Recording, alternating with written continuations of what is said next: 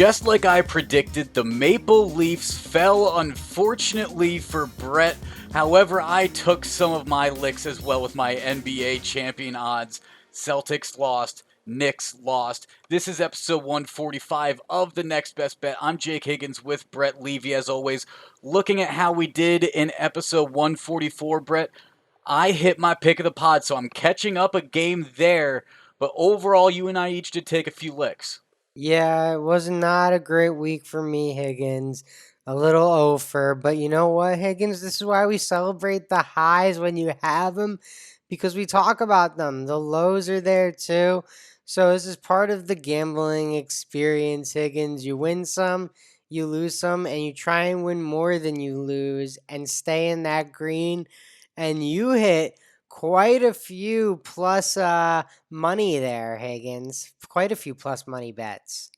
Yes, I did. I mean, I like to go for those, and I told you I liked the Canadians who were plus 170, but I also went with the Giants minus 1.5, who were the best in the MLB at the time against the run line, and they were plus 150, got that one. And then the Mets money line, that was where I pulled the rug out from the book, obviously. I got that before DeGrom was announced as the next day starter. It was pulled while we were recording our podcast, actually, Brett. It came back at minus 185, so I really beat the book there. Nice. So yeah, you like to see that, Higgins. And yeah, we were excited when we were recording that you beat the book. And yeah, like you said it, you really beat him badly. And it turned out to work for me. Let's get into our beginner's boulevard now, though, Brett. First, last, anytime scorer. This can be in the NHL with goals. This can be touchdowns in the NFL. But you can bet on individual players. This is the type of player prop where you are betting on who's going to specifically score. And sometimes you can pick that they're going to be the first one of the game or the last one of the game. Those are obviously better odds because you're picking a more specific thing to happen, right, Brett? Yeah, I mean, honestly, Higgins, if you're picking first basket in an NBA game, you're a crazy person. Like I don't know I've done it a few how, times. I don't know what you're doing. You just hate money. No, I mean, you just enjoy the long shot bet. But first time TD score in a football game, sometimes there's a little skill there because you think a guy's gonna get tackled inside the two or something, and they have to do a little fullback play or a little tight end play, and you get a nice little payout. So there's definitely some skill to this, Higgins. No shade at all, but definitely a little craziness if you're betting first basket in an NBA game. So typically where I like to use these scoring props, I'll typically go with more of the anytime though. I don't like going for the first or last. But if you can throw it into something like a same game parlay and you're making just a super long shot, like I think Anthony Davis is going to make the first basket. I think the Lakers are going to be the halftime lead and the full game win. I think LeBron's going to score 25 plus points. Like you can build up these props and long parlays in some of these sports books, and they get massive odds. Yeah, I mean, I certainly would not advise that, but hey, if that's what you like to do, good luck. Those are extremely rare to hit. And Higgins, the reason you see like a FanDuel or a DraftKings post that is because they know it's an extremely long shot to hit. They're gonna make more money off of those bets than they're gonna pay out. So just be careful when doing that stuff, but absolutely, you can get extreme odds for sure. Absolutely, yeah. We never post those, never give out these picks because they're not credible or anything that you can necessarily try to handicap in a sense. But they are fun. They are fun. They're a lot of Speaking fun. of speaking of fun, though, let's get into our NBA playoffs, Brett. That have been a ton of fun. And on Thursday, we're right back at it. And the Nuggets are in Portland facing off against the Blazers in Game Six. And I think they are disrespected with this spread, Brett. 5 points?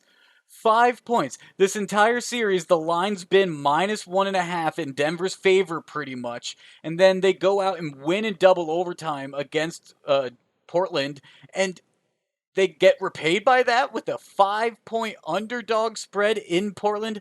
No, give me Denver +5. Absolutely give me the Nuggets here.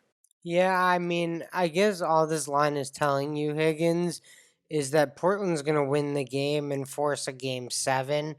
And the book just didn't want to get beat on that. So it seems like they made a little bit of a business decision here and tried to get some money on the Denver side. And, you may be a winner because of it. But I found another angle, Higgins, because to your point, 5 points is way too big for me to be backing Portland in a series where it's been 1.5 the whole time. But I do like Portland with their backs up against the wall. I also like LeBron James with his back up against the wall, but the sports books do too at -135. So Higgins, my big brain was working, and I combined the two and said, "Give me two game sevens, Higgins, and a +155 payout." And it's a parlay. It's a lot more risky. I need to win both ends, but I think Portland and the Lakers defend home court. We get some game sevens. Everyone wins, Higgins. And you're talking about both home teams you're backing. So I like it in both sense. You're picking both favorites, both home teams, both teams that need to force a game seven. Absolutely. I like that pick. I couldn't find myself a bet that I like with the Suns Lakers setup right now. That over under is tempting me at 206.5. But it's been such a battered and bruised series. I don't know if I could take that over even with how low it is. But there is also a Saturday game that we have a line for, Brett.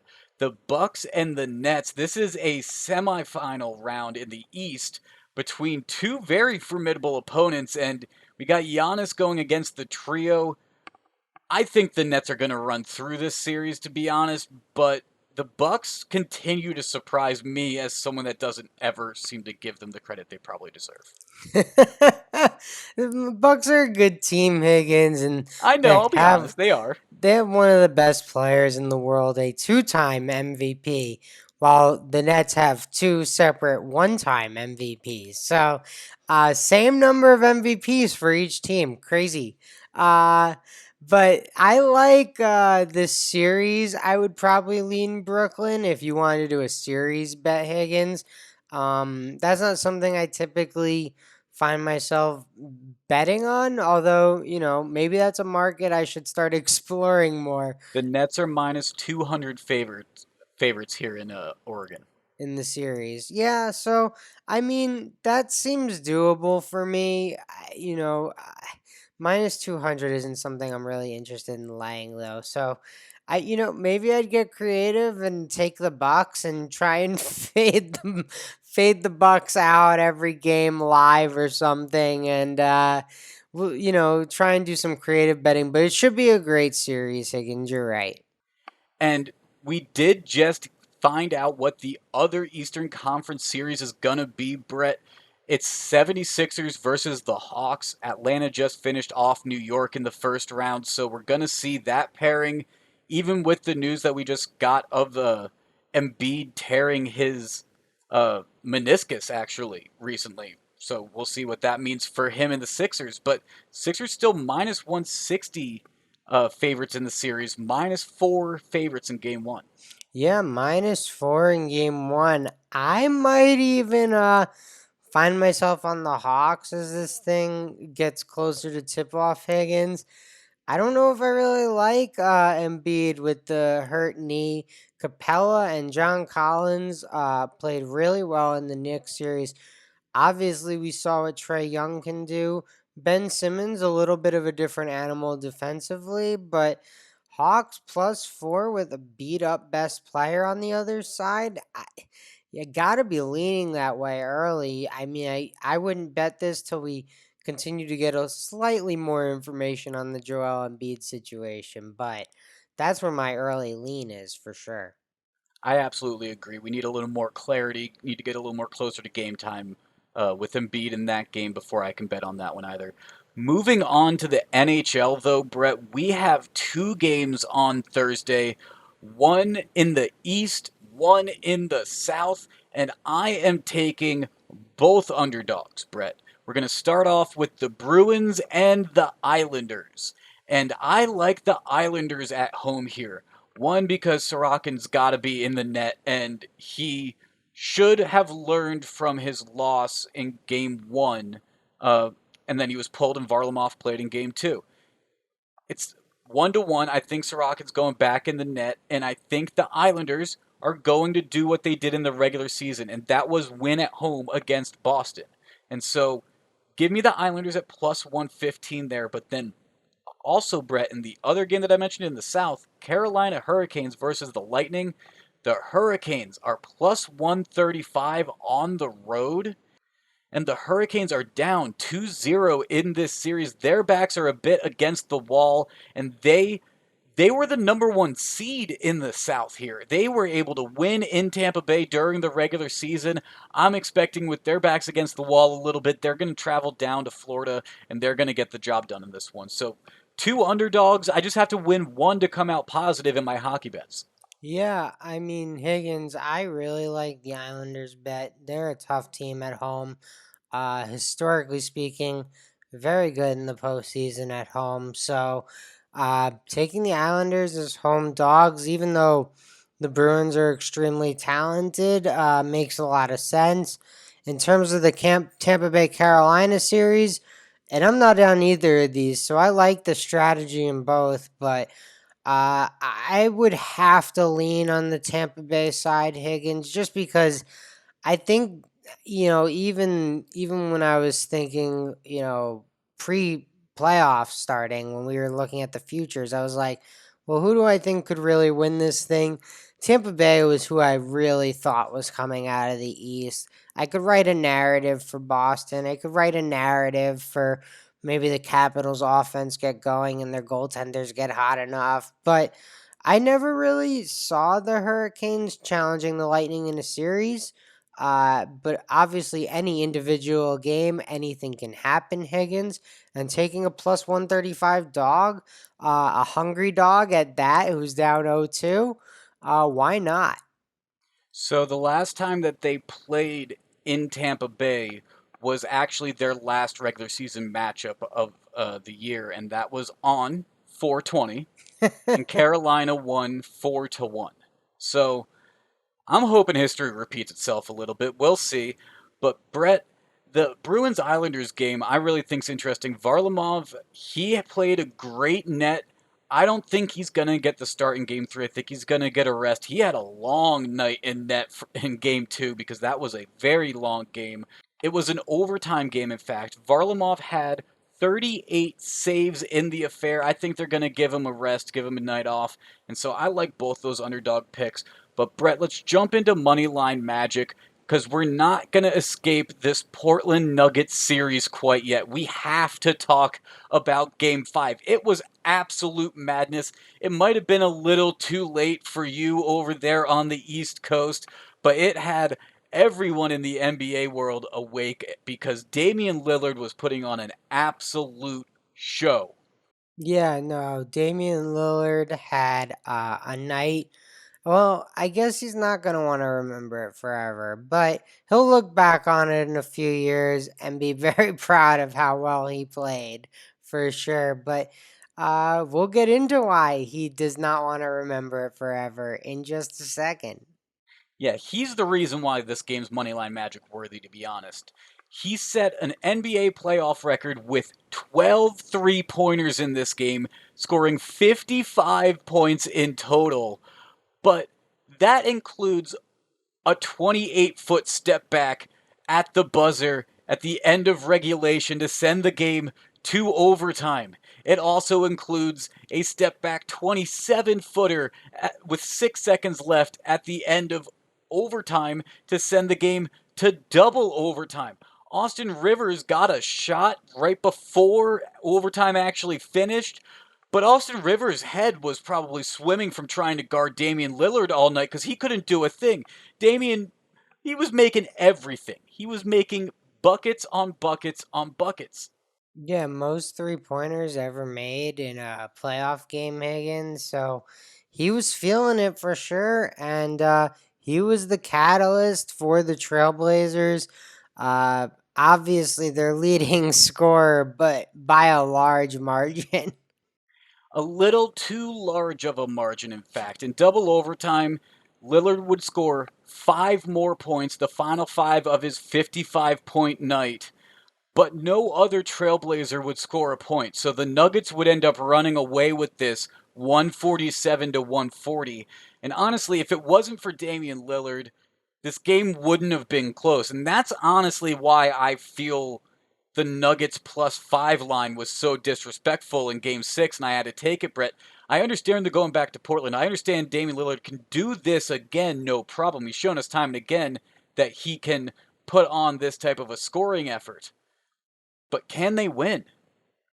Yeah, I mean, I think it's fair, Higgins, but Damian Lillard has quite a few playoff victories under his belt, and a lot of them have come in the. Is it still the Moda Center? I'm gonna call it the Moda Center, the old Rose Garden. That arena in It's still the Portland. Moda Center. There we go, the arena in Portland, the Moda Center. So, yeah, Dame knows how to play there. He clearly loves the rims there. Although I guess he loves the rims in Denver too. So they're not out yet in Oregon, but where do you think these player props are going to be for Damian Lillard after a night like that in game 5, heading into a game 6 where the backs are against the wall? I would guess high 30s, 37 and a half, 38 and a half. I agree. I agree. You can't be much lower, to be honest. You can't put it below 30. I think 30 points is almost a given with him in that game.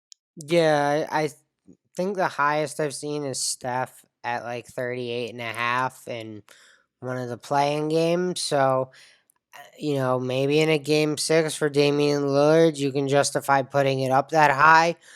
Maybe it's a few points lower. Maybe it's 35 and a half, but you're going to be laying a lot of points if you want to go over. Yeah, you're going to be laying a lot of points to go over, and that's going to be a long wait potentially. But today's podcast is presented by Podgo. Podgo is the easiest way for you to monetize your podcast, providing podcasters with a flat rate for ad space so you always know how much you get when you include an ad from Podgo. Apply today to become a member and immediately be connected with advertisers that fit your audience. That's podgo.co at podgo.co. And be sure to add our podcast in the How Did You Hear About Podgo section of the application. Now, Brett, we still have the MLB to talk about, and there is a long list of games that we have, as always. But before we get into that, you and I were talking about the MVP races because those futures are looking a little interesting, even though we're just entering June. The NL one actually is a lot closer, but if you look at the AL has, at least in Oregon, Shohei Ohtani at plus 130, Vlad Guerrero Jr. at plus 250, and then you don't see anyone's odds until plus 2,000 at the next. So it's a two-horse race is what the book's saying. Yeah, I mean, I would agree, Higgins. I think it's a two-horse race in the AL. Buxton was fantastic the first month of the season. Obviously, been on the injured list since, and um, you know, Bogarts has been incredible this year, but I don't think he's having the year that Shohei or Vlad Guerrero Jr. are having. With all due respect to Xander. I got ahead of myself. I threw in an extra X there. I think you threw in maybe an extra X and a extra R or B. I'm not quite sure. Xander's hard. But the NL has a much more interesting race, and it also includes a pitcher. Jake DeGrom is at plus 900. He's behind Tatis at plus 350, and Acuna, who's the front runner, at plus 300. And the NL, I don't have a horse in this race. I'm not quite sure which one this one's going to be, but DeGrom has been throwing the lights out, and he did go on the IL briefly, but oh so briefly was it.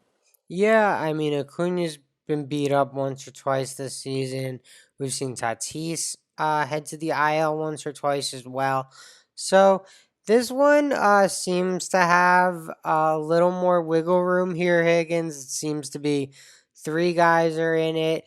Maybe the Dodgers, as they continue to get healthy, maybe they get a guy in the race as well. So we'll see what happens. It'll be interesting to see what uh, happens in the NL Central, too. If the Cubs and Cardinals can keep this up, if they can get a guy in the race as well. But I think Tatis, Acuna, DeGrom, the way they've started the year, they deserve to be the top three. I absolutely agree. I absolutely agree with that. Let's get into the games, though, on Thursday, Brett. The Red Sox are at the Astros in this one, and I am in love with this game because we have two heavy hitting squads in a hitter's ballpark.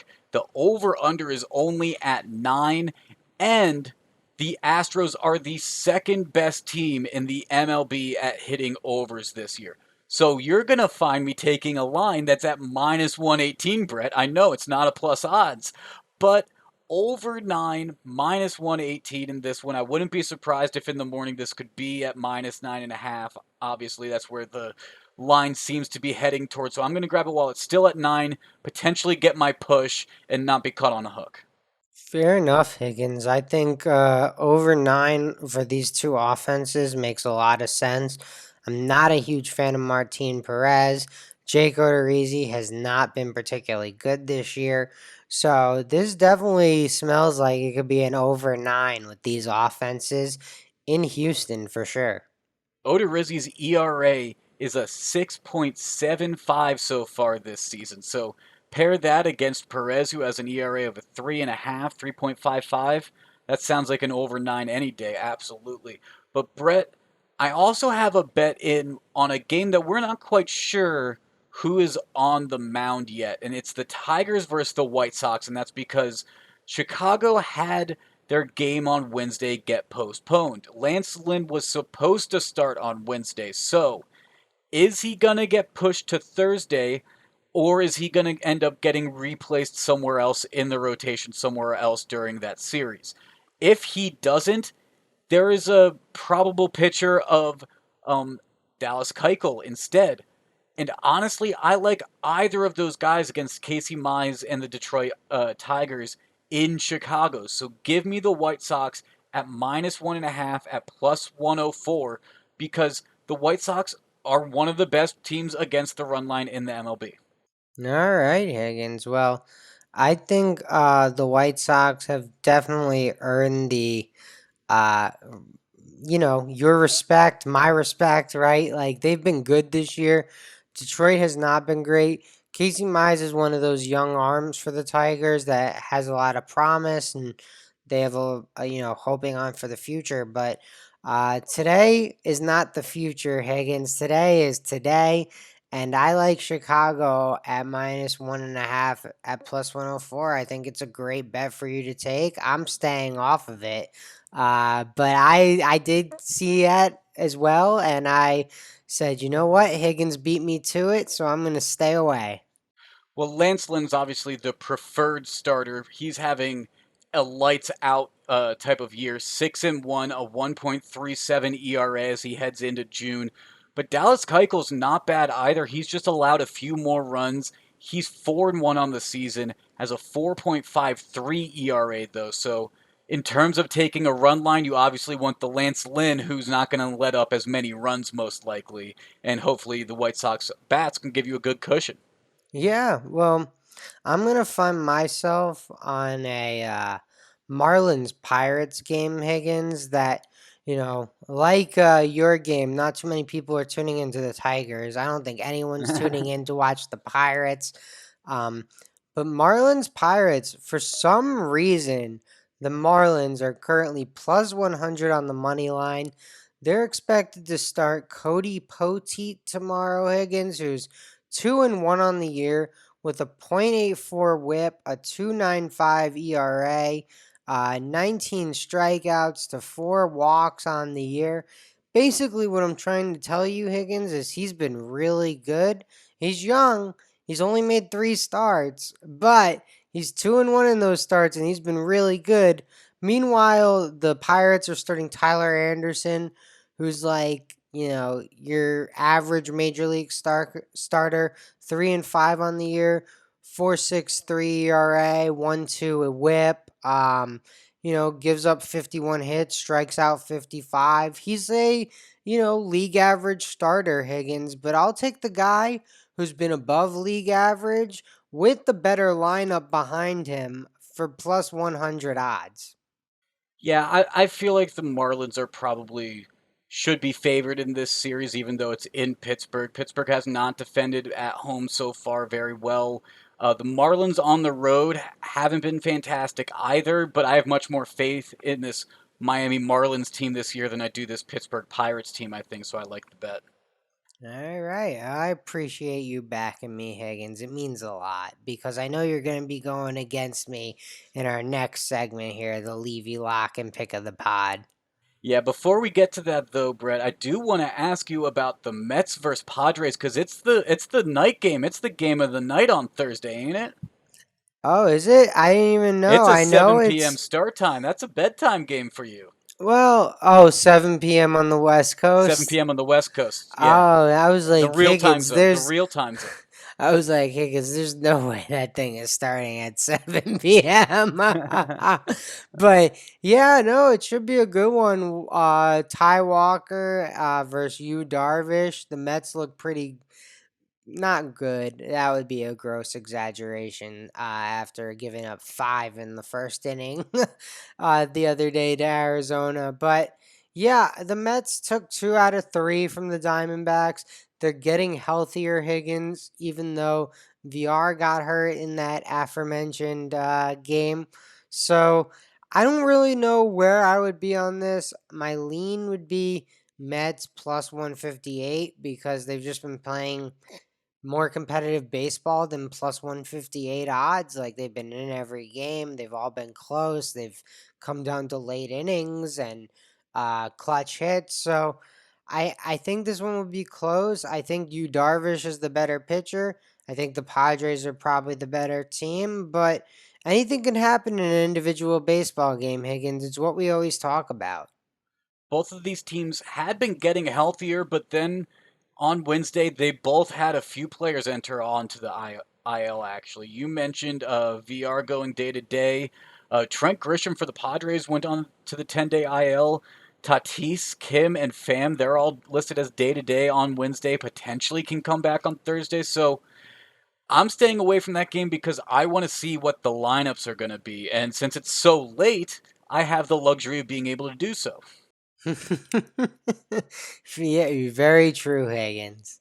Let's jump into the Levy lock and pick of the pod, though, Brett. And you know what? I think I should give you the honors, even though I won, because I sniped the honors away from you last episode. Maybe that's why I won. So I'm going to do the right thing and I'm going to give you back the honors for your streak that you were having, and I rudely interrupted. You just don't want to. You just don't want that bad juju on your winning record. Okay, whatever. I'll take it, Higgins. I'll be your guinea pig. Karma's a Uh, thing. Karma's a thing. I'm trying to set Set things things right. right. Set things right. All right. Well, we're gonna go and we're gonna back our guy Cody Poteet, Higgins. Cody Poteet. We gave you the numbers in the MLB segment. He's been well above league average this year. Anderson starting for the Pirates, basically a league average pitcher. The Marlins have the better lineup. The Marlins probably the better team, top to bottom. So give me the Marlins at plus 100 on the money line. I like it. I like it. I'm going to go on to the ice, though, Brett, for my pick of the pod. I'm going with that Islanders money line plus 115.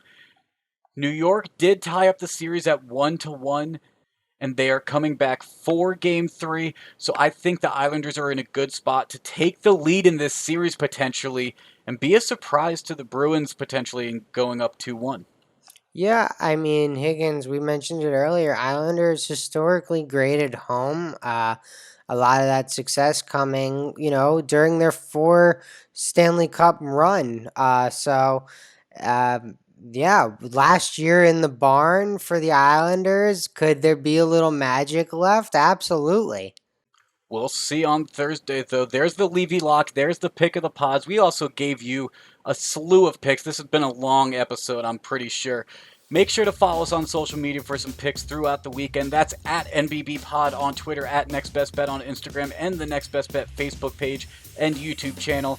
This has been episode 145 of the Next Best Bet. For Brett, I'm Jake. We'll talk to you again after the weekend.